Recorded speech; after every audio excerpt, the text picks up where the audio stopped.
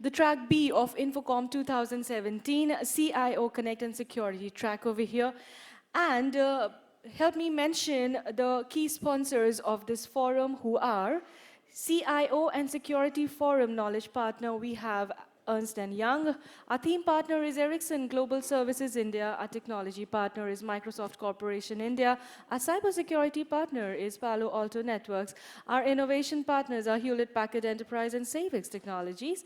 Managed and hosting and hybrid partner is NetMagic and NTT Communications company. Our cloud partner is Amazon Web Services.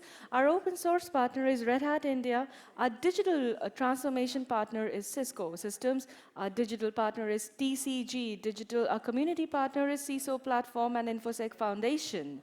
And having said that, I would now request a round of applause to welcome our next keynote speaker, Mr. Burgess Cooper, Partner Advisory Services, Information and Cybersecurity of Ernst & Young LLP, to deliver his address on Deep Dive in the Dark Web. So can I please have you on the dais? And while he takes his position, let me introduce him to you.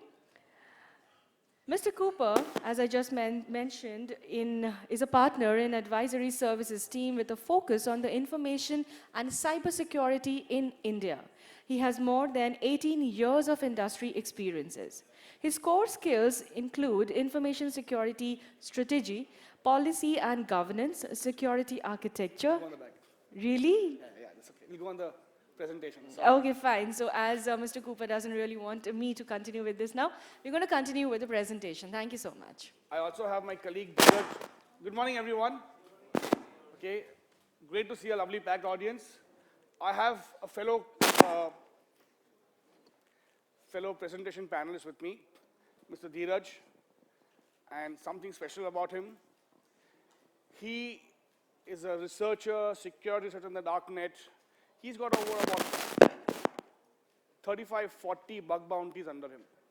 He's mentioned in Hall of Fames of name the world's best companies, and he's helped them found security vulnerabilities. And today, along with me, we will deep dive into the dark web, the deep web, as we call it, and we will see what's there. What should we do? What should we be aware of? What are the countermeasures if you are a target on the dark web, and what do you do? So before we start, can anyone tell me what's your understanding of the dark web or the deep web? Just to make it more interactive. Come on, it's a two-way session. Mics, please. Anyone? Vikash, you can start. Vikash, you're there? You're an expert. Come on. Okay, what's your understanding of the dark web, the deep web? What do you think? It's okay, just give me your understanding so you can warm it up. Anybody? Yeah, gentleman there. Yes, okay. A network of computers or nodes which are not categorized by any search engine, or you need a special access to access them. Okay, right. Anybody else that side? That side's Anonymous. You putting your hand up? No? Okay. Anonymous surface, anonymous, and there are three way of layers are there. Entry level. And what are the three layers? Entry gate, middleware, and exit relay. There are three relays there. Anonymous concept is there. Okay, so great, warmed up. I'll give it to Dheeraj to start, and then we will dive in whenever required. Go ahead, Dheeraj, all the best. Okay, am I audible? Yeah, yes you are, loud. Yeah. So, hi, my name is Dheeraj Mishra. I work for EY, specialized in OSINT. Now that's something where you dig the information which is being leaked on the darknet and provide to other actual vendors. That's something called as OSINT. Okay, so yep, let's get started. So we'll be going like what's the difference between the deep web and the dark web. Then there are some demos, what are risks are there. Then what's cyber threat intelligence over here. Okay, before we get started, I might talk about some illegal contents. So this is just for educational purpose. This is not to promote you to go and visit Darknet and start buying the arms ammunition, but it's just to say what's happening there, yeah, with the caveat. Okay, so dark web, right? So I'll go to Google. We have a small demos, right? We'll go to Google and I will search for one of my favorite like one of the actor known as Prem Chopra. So let's type Prem Chopra over here. It says that there are 5,68,000 or 58,000 results have been found. Let's go to Google one more time and type Prem Chopra, where it says that no results have been found. Whoa, you can see the difference between both of them. Like over here, it says that this many results have been found, and over here it says that no results have been found, right? So whatever you do on the surface web is actually the 0.4% of the total internet which you browse on your day-to-day basis. Start from your Twitter, YouTube, Google, and etc., or other REST search engines. Whatever is indexed upon the internet, that might you get searched or end up with. But which is not indexed, that something comes under the deep web and the dark web, right? So clear about the surface web. Now deep web is something that will be a multiple applications, like it's a normal website, which will have, it's like a cream between the surface layer and the deep web. For example, let's have a look on this POC. Is it visible? Yeah, it is. Yep, okay. So I'm opening a normal browser for now, that's Mozilla, and I'll visit one of the website called as ahmia.fi. Now this can be opened in a normal browser as well, but if I search anything over here, it will be not the actual search. So if you go to Google right now from your cell phones and try to search for drugs, and in the similar site, parallelly, I will search drugs over here. Let's see what will the results come out. For example, I'll search drugs over here. Okay, the results give out multiple onion links. Now what is an onion link? That's something which we are going deep inside the internet. Now in internet, you cannot see the darker side of the internet from the normal TLDs. Now TLD is something called as top level domain, that is .com, .in, .io.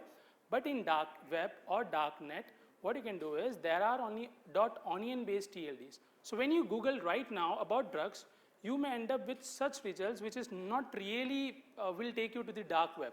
But if I visit this search engine and I type drugs over here, you will get multiple onion links that may end up with to buy you drugs, cocaine, hashes, and etc. So that's something this search engine is capable of going from the surface web to the deep web. So it's an instance which creates from the surface web to the deep web, right? I'll repeat it again one more time. So this happened because I'm opening a normal browser. It's a normal search engine, that's ahmi.fi. So right now when I browse to this, I might be somewhere on the surface web. But when I type drugs, it actually create an instance between the deep web and to the surface web and will give out the certain results. So the results which we'll get from Yahoo, Bing, Google, and etc., they will be totally different as compared to this. So that's something called as deep web. Moving further, when we talk about dark web, it's totally different. Now there will be no such instance which will create, which will actually connect you from the dark web to the surface web. There are totally different onion-based TLDs. They have 0% of connection between the surface web. For example, aware with Silk Road? Ever heard about it? What is Silk Road is? Okay, so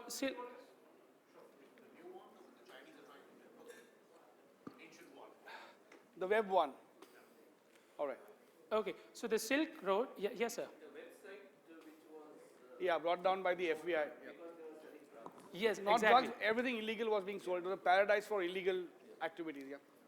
Okay, so Silk Road is one of the very famous content and one of the best example for the dark web. Now, connecting to the dark web and the deep web requires a certain set of accessories or what you can say, tools. For the very famous one is known as Tor. Aware with the word again Tor, that's the Onion router. It's a non-profitable organization. Now people started contributing on it. It's a small browser. It's just of KB to MB, capable of connecting you to this deep web to dark web. Which is also available on your handsets, on your... It's available for Android, it's available for Mac, and it's available for Windows as well. Okay? So apart from Tor, people started using I2P as well. Now I2P is a small set of protocol that will again connect you to from the surface web to the dark web. Now there are two instances. You can use Tor as well and you can use I2P. Sure. Okay, so that's something called as history of the dark web. in 2000, in US, people started collecting the static data and they started hosting it on a server, right? Just normally how people collect data and they started hosting. In 2002, they named it as a dark web. US Department of Defense, they started naming as a dark web because there was a content which they started, so it was a confidential content which they started keeping over there. Moving further, what they decided is it should not be accessible around the globe. It should not be indexed on the normal search engines. Why? Because it's a confidential data, right? So they make a browser which was known as a Tor, the onion router. Now moving further, they individually make that organization as a non-profitable organization. Now Tor itself is a standalone organization where people comes, they contribute over there. There are multiple applications, website where people put their data breaches, contribute. It's total set of illegal activities which happens over there. Moving further, in 2006 or 7, one of the Mr. Expert, he derived with a new term called as a Bitcoin, right? So I think his name was Namakomoto, I think I'm not wrong. So moving further, what he did, he derived a word called as Bitcoin. Aware with the word Bitcoin? It's internet money, right? Now what's the value of the actual Bitcoin today? Anyone guessing? $19,000, yeah. That's huge, that's massive, right? It's a lot of money. So if you have 5 Bitcoins, I think you are rich.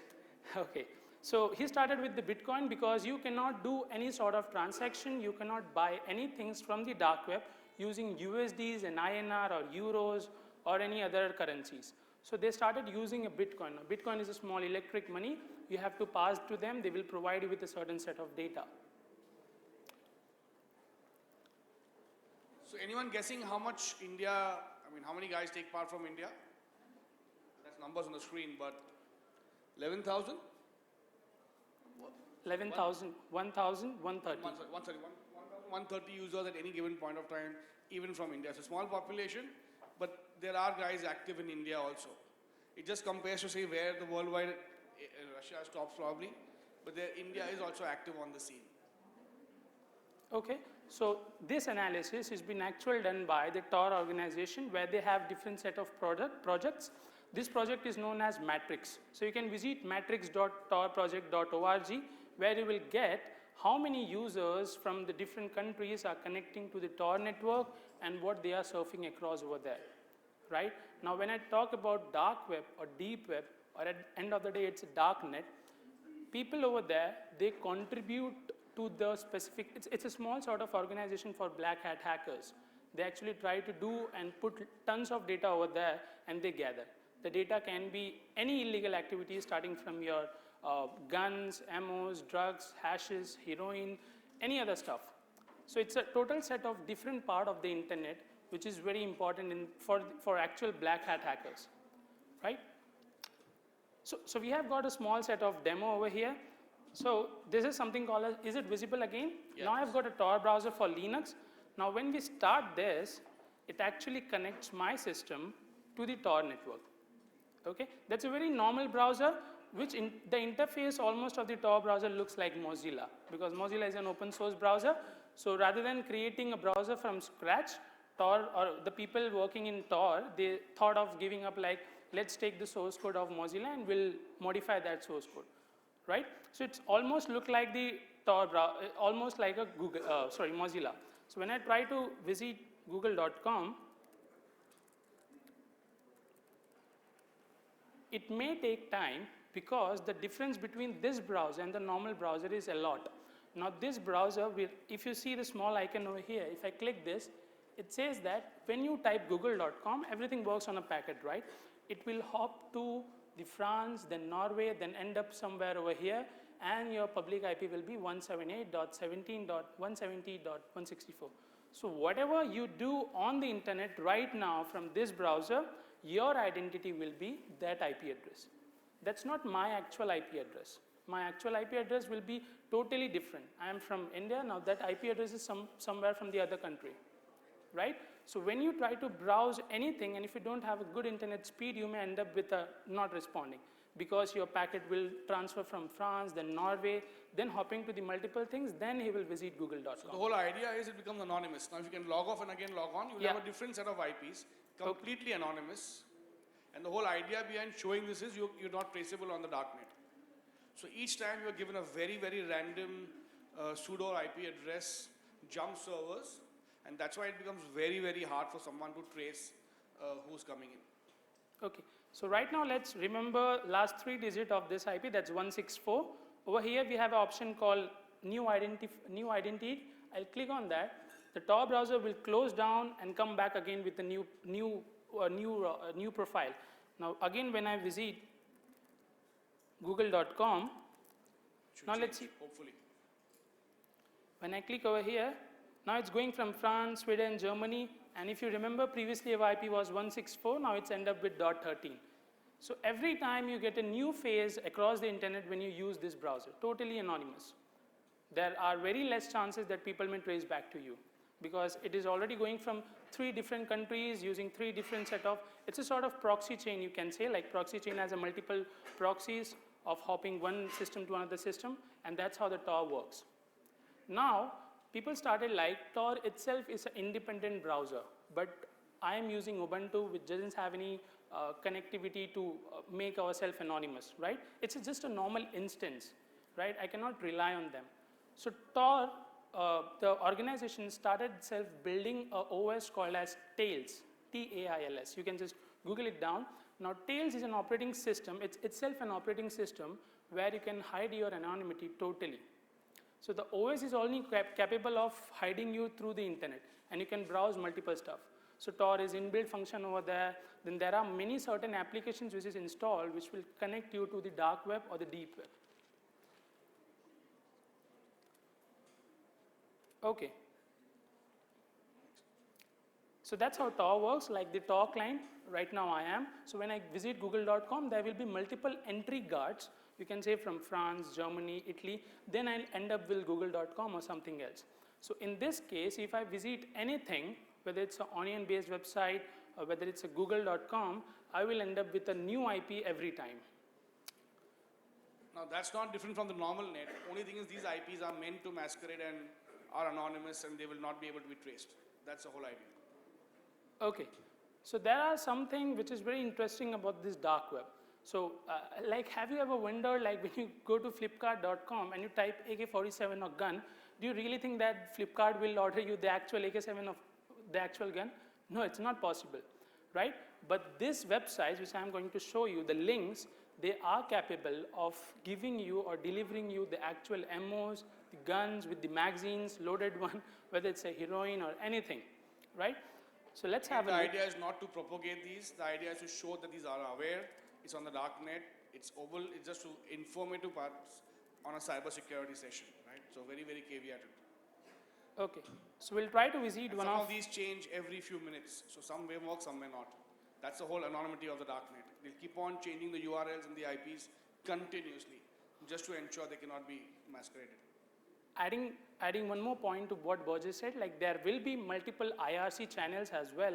Now IRC is a small channel where you put your username and you start chatting with random peoples across the internet in the dark web. Now they are actually very technical, they sound technical a lot. So there are certain IRC channels which open up at a certain moment of time, like from 3 a.m. to 4 p.m. and they shift They up. only open for 1 hour. When you do transactions, then shut and get out. So it's very, very covert channels. You won't even be given entry to those channels unless you have some standing there. Okay, now this is one of the most popular which I was talking about, that's Silk Road. Now Silk Road is one of the, you can say, the Amazon of the dark web, where people come and they browse and they end up buying things over here, right? If you see, the TLD over here will be .onion. It's not .com or .in. If you try to browse right now this URL in your normal Chrome or Mozilla browser, it will give the DNS not found or DNS server error. Try it. If you want to try, like, you can see this. I can spell out Silk Road 7 RN2 PUHJ.onion. If you visit it right now, there will be 0% of chance where you will end up viewing this. So that's why Tor is in place where you can open up .onion based TLDs or DNS. Now let's try to log in over here. I've got a credentials.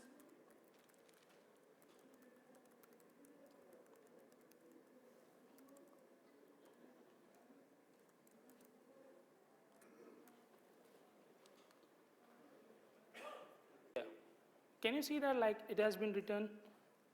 Is it visible now? Right? Over here it says that weed, hash, seeds, cocaine, speed, meth, and there will be many other stuff. Just click on that. They are selling it on like 0. Everything happened in BTC, so that Bitcoin currency, you remember we talked it about. So if you see over here, that's $150. If you see just an example, that's a cocaine of 5 gram you have to buy, so it will be 0.009696 BTC. So in USD, it will cost around $150. So you can, it's just an example. Okay. So that's how there will be multiple forums where you will get the data leak or the data breach as well. Now, I have got some other demos as well. This is specific to guns and ammos. Now, again, there will be many forums. Like if you are getting 5 gram of cocaine for $150, there will be a different forum offering same thing at lower cost, at the cheaper price. So again, this is one of the onion link where you will get guns. Moving further, again, there is an example of drugs. The very important thing over here in dark web is that's hire a hacker, rent a hacker, or rent a hitman. Now, there are many like scary stories around the globe, like dark web has red rooms. Now, what that red room is, I'll give a very short idea about that, where if you have a grudge on someone, you must hire a hitman to kill them, right? Where you pay them and they, like you have seen that movie, the scary movies which happens, they kill a lot like a wild animals. That's how something called as red rooms. There's a book called Dark Web, read that. It actually has examples of how the auctioning happens there. Okay, so here, just a funny example, small job, for example, email and Facebook hacking. So he might end up costing you 250 euros. So if you want to hack someone's email or Facebook and you want to rent a hacker from the dark web, he will cost you around 250 euros. Then again, medium or large job, running people, website hacking, DDoS, it's 500 euros. Then the error rises, like if you want to entirely deface the website or do whatever you want, it's upon you, and there will be many applications like this on the dark web. Now, but obvious, there is no crawling, that's why you can't get the actual specific link. So when you Google like links for example, drugs for dark web, there are chances that you might not get the actual link. Okay, so there will be many forums where they will be posting the actual links, but in Google, because it doesn't index any part of the dark web or deep web, you might end up with the wrong URLs. Okay, so yeah, this is one of the examples. Like Examples are there of many sites. We'll just go now on the sales value. okay, on the value of sales, approximately there are 2.2 million USDs drugs annually they are selling from the dark web, just on an average. So this many, what you can say, USDs or INRs, they are the dark web market people are making. For example, the Silk Road. That's why the Silk Road got shut it down from FBI and CIA. So the value of sales in dark web is too high, whether it's drugs or ammos or any other stuff. The very important thing, ransomware. What was the latest ransomware attack which happened? There are many, but there was a huge, loud around the globe. WannaCry, yeah, right? So the actual era for the ransomware started in 2005 from the dark web. People started coding they started coding with a name like we'll develop a virus, but they end up with developing a ransomware, right? Where you know how a ransomware works. Once installed in your system, they will ask for a ransom. Unless you don't pay it, your all files will be encrypted. If you talk about currencies in dark web, Bitcoin is not only one. There are many like Ethereum, Ripple, Dash, open source currency like LTC, ZEC, and etc. But people majorly use BTC because Bitcoin's values are getting increased day by day. So 4 days back when I see it was like $16,000, yesterday it became to $19,000. So Bitcoins has been one of the most used currency for the dark web. No socket filters, yeah? Risk, coming to the risk part. What will be the risk when your data is on dark web, or like how can be a dark web can be a normal risk to a normal person, right? Any clue, like what will be the actual risk from the dark web or deep web?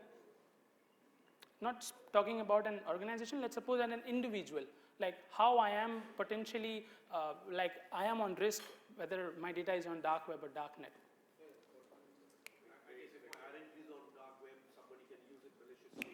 Yes, exactly. So there will be certain set of data, and there are. I'll show you a demonstration how your data get leaked via LinkedIn. So if we specifically talk about dark web, there will be many risks over here. If we now put organization in this picture, there might be data breaches, there might be ransomware attacks. So when I talk about IRC channels, what hackers do is they try to do a get together using a hashtag. So when you log into the IRCs, you need a hash. So hash, for example, elite or hash hack. So when you log in, what you do, they started chatting, like, so they will start, they will chat, they will do an entire plan how to take down the entire organization.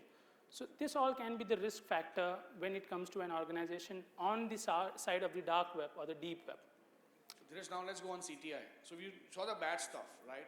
And that's not to scare you, but to say that exists. But now what do companies do? They use something called cyber threat intelligence, which are the white hat guys which masquerade in the dark areas and help companies proactively warn them if there's an attack being planned, if their IPs are being discussed or sold in the darknet, if their company's usernames are being talked about. Intelligence before an attack happens in the real world or cyber world is priceless. So CTI is a cyber threat intelligence where a company is forewarned about talks or IPs or addresses or logins about that company being sold or even discussed at a very nascent stage. And that could be really the difference between a company being attacked or being able to defend itself when the attack happens. So talk on the CTI part. Okay. How it works. So cyber threat intelligence, what I think is, will be a group of aggressive people which will start digging from the external part. Like let's suppose there's an organization XYZ. So they will start doing a recon for XYZ, like what all external exposure data are there, very proactively.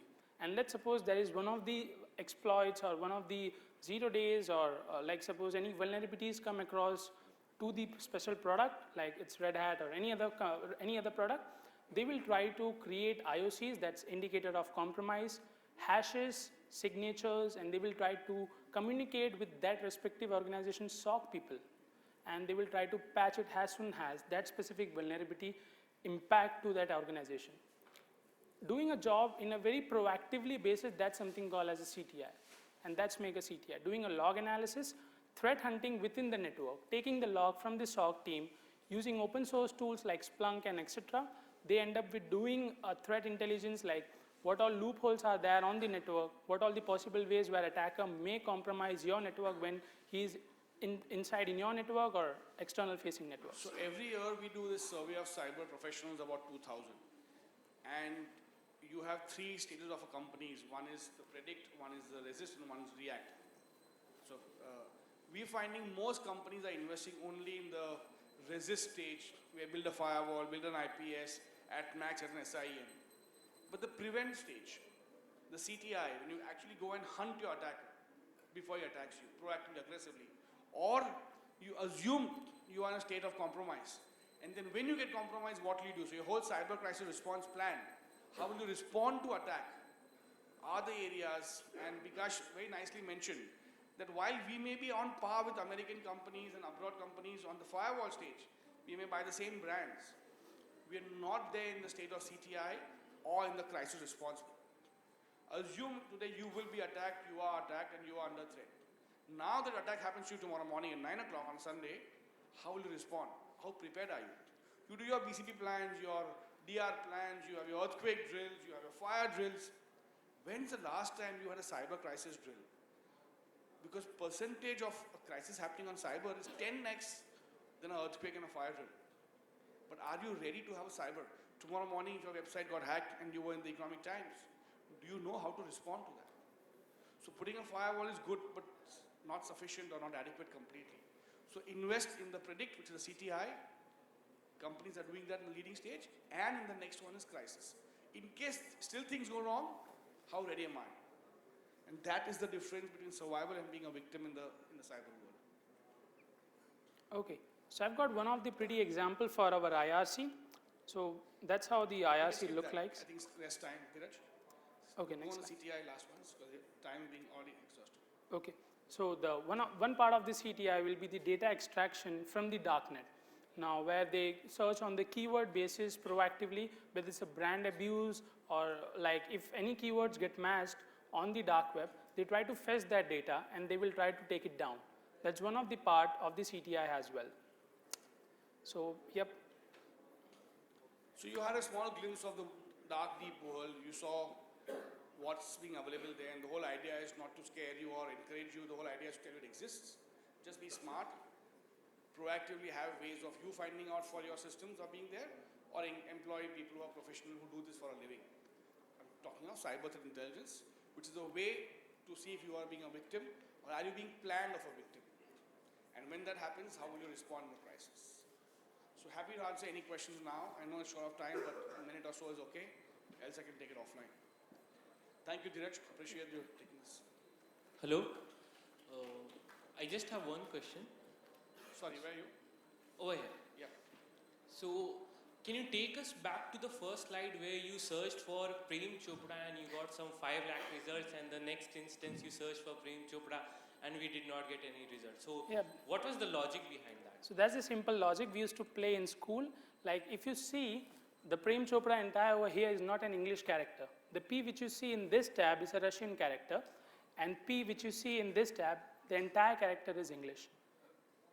So when you type this in Google, it will not index. But when you go to deep web and you type any characters, but always there will be some of the other results. So that's the difference between the surface web and the dark So web. the whole part was the indexing. The deep dark web is not indexed, and you have a different way of searching. Yeah, so you're saying something? Yeah, is there a chance my machine can become a relay in the dark web? Dheeraj, you want to answer? Yes, there are chances. So we have semantic endpoint encryptions. So you won't do it from your office PC clearly. You will do it from a R&D. If you want to go and explore, you will not do it from your same data which has laptop which has all the office or your personal banking. That safety should be there clearly. So there are certain chances when we don't have endpoint security and we are not disabling the USB port. So Or there are patching, or even patching or high levels. You could be a victim. So attacker may end up using the USB drive and running a live OS. Now running a live OS, it might be a Linux, again it might be a Tails or something, then it's a relay of your system. Now that system will communicate to the Tor network. Whether it's live, because the operating system is running live on that and you have not disabled the USB, the endpoint is not proper over there. So your system, for the specific moment of time, it will be relaying into the Tor network. There are chances. So for that, we have to harden the system in such a way like the endpoint security is a bit secure, which disable the USB so that your system may not get compromised or may not be a part of Tor. All right, I think time's up. Thank you very much. Curiosity, I mean, the experts who keep us protected from these threats, do they carry any special identification so that FBI doesn't mistake them for a hacker? Because, I mean, you are going into parts... So it's all anonymized. They will not have a legit code, but obviously the investigation happens in a different way. They are on the good side. Because there are companies who do this for a living. So they are pre-authorized, because I'm sure getting there, you're running the risk of being tracked by the agency. But you don't get there easily. You take years to get there. Okay. Thank you. Hope you enjoy the session. Thank you very much. Thank you. Thank you, Mr. Cooper. It has definitely been a very, very insightful session, and I would request you and your partner to kindly be on the stage. And now may I please invite Mr. Dev Krishna Mukherjee, General Manager IT of ABP Private Limited, to kindly step up and present the mementos to our two speakers here. Can I have a round of applause, ladies and gentlemen?